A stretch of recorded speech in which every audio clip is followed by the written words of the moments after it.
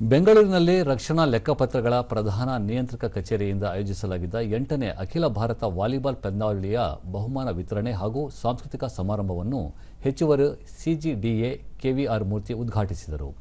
ಈ ಸಂದರ್ಭದಲ್ಲಿ major general VT Matthew, ರಕ್ಷಣಾ ಲೆಕ್ಕಪತ್ರಗಳ ಪ್ರಧಾನ ನಿಯಂತ್ರಕ ಪ್ರಮೋದ್ ಕುಮಾರ್ ಮತ್ತಿತರರು ಉಪಸ್ಥಿತರಿದ್ದರು.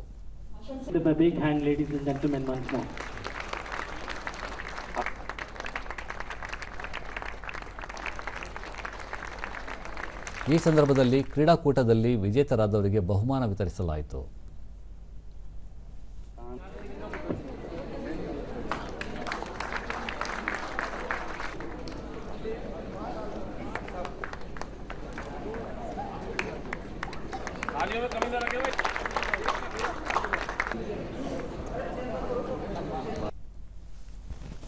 ಬಳಿಕ ಮೇಜರ್ ಜನರಲ್ ವಿಟಿ ಮ್ಯಾಥ್ಯೂ, ಯುವ ಸಮುದಾಯ ಶಿಕ್ಷಿತರಾಗುವುದರ ಜೊತೆಗೆ ಕ್ರೀಡೆಗಳಲ್ಲಿ ಆಸಕ್ತಿ ವಹಿಸುವುದು ಅಗತ್ಯ ಎಂದರು.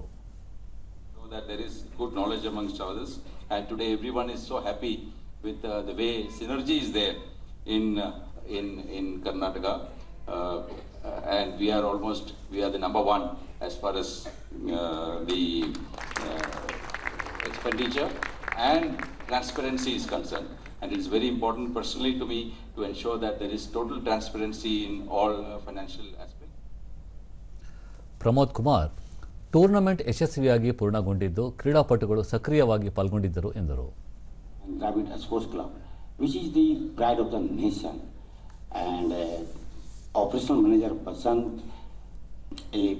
did a great job to facilitate all the logistic and necessary support for organizing this tournament, because our players are not exposed to an international court. ನಂತರ ವಿವಿಧ ತಂಡಗಳಿಂದ ಸಾಂಸ್ಕೃತಿಕ ಕಾರ್ಯಕ್ರಮಗಳು ಜರುಗಿದವು.